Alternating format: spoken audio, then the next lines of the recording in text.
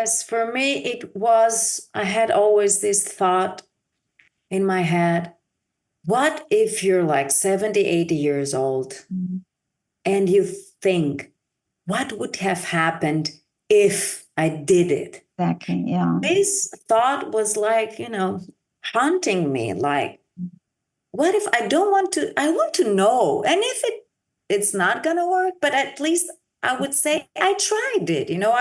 I did. Exactly. And then there was this another important moment in my life. I was still in Thessaloniki, or I was visiting. I remember I was living already here, but I visited my hometown, and I went to the theater, and I was sitting there in the audience, and I was watching the actors, and I really felt this is not where I'm supposed to sit. This is where I'm supposed to be on stage. Like, it was so clear, like, you don't belong. You belong there. It was this impulse to get up there, to be there. Like, I felt, oh, this is it. So there were all these things that they really helped me to find. But as I said before, it was not a very, considerate decision. Like, okay, this is what I want to do. Or like you hear from a lot of people, they wanted to become actors. I didn't know, but I know as a child and as a person, I loved being with artists, any kind of artists. Don't ask me whether it be actors, whether it be painters, and I have a lot of artist friends also in our circles. And I loved art, all kinds of dancers, and I admired that. I always felt at ease with these people, being around them, and I needed art.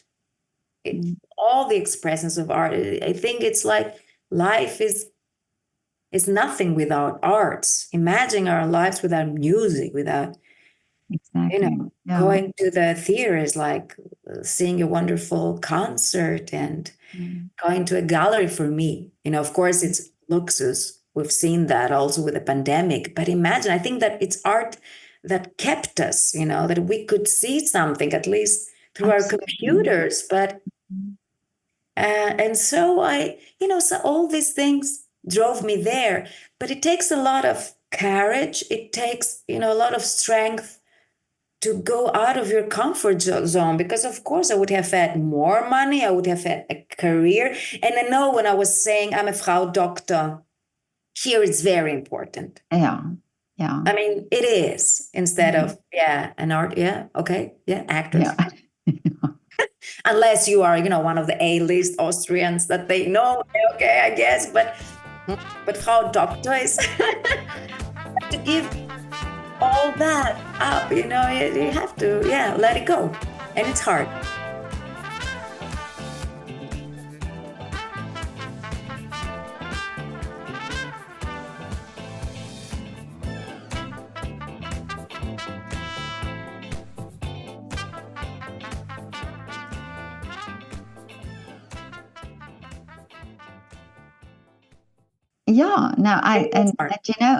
I spoke to it reminds me now, I spoke to an opera singer who studied dermatology. She was a dermatologist.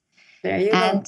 In that career, she made that decision, no, I wanted to sing. And she gave that up for singing, And I asked her the same thing, because, in that field of being a dentist, there's a type of security, because, people, you have a job and you have an income. Definitely.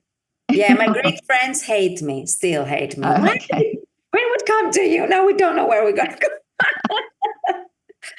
But I know, like, I've been dreaming a lot, from dental cases, my patients, some panorama, x-rays, and for a while, but it's been now many years that I don't like but it's a struggle. And then of course, another struggle comes, like being an artist, freelance artist is hard. We know whatever you do, it is hard, and you need to have a lot of support, mental, emotional. Like I believe the personal life has to be steady emotionally, friends, family. And in Greece, we love family, it's important. And we really support each other in many ways. And friends are important. And for me, friends have been really important. And so I have a lot of friends throughout the years. And they were all very supportive. And you need that because there comes these times that you feel, what am I doing? Nothing comes. There are some times that an actor, you don't have work, but you actually always work. You always have to train. There's no thing like, okay, and now I'm doing nothing, and there are so many things you can do actually as an actor right now. And because of self-taping, there are more chances to be seen and social media. So I really enjoy it. And for me, the joy comes from being able, as I said in the beginning, performing in 3 languages. I mean, I love this. And now it was English, and I had to portray an Iranian woman. So I was speaking English with American accent and English with Farsi, Iranian accent, which was also beautiful and fascinating. I have now a Greek, we're rehearsing with the Greek Austrian theater group on March. There is this short film in German that we're going to shoot now the next weeks. And there's always castings and audio plays and photo shootings. Yeah, but isn't it amazing that and this I found also with artists, because I did a project over lockdown where I photographed these artists in their windows, and you sort of get the feeling that by pursuing an art or doing an art, your brain is sort of thinking in so many different ways. So you're so creative. So how you get yourself always, reinventing things and situations and doing all the possibilities. And like you say, there's so many possibilities to do when you're not specifically in the theater and you have your time out. And I think sometimes those times where it's quiet is needed to get the thought process again going. And Really yeah, take a step back. I think it's exactly. something that people also should do that.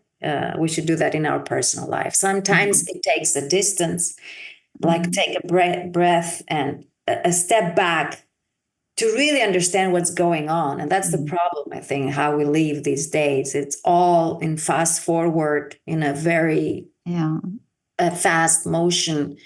And you don't have time to realize what's happening inside of you, first of all. That's why I feel we are losing the connection to our inner self, and we are losing the connection to actually listen to people.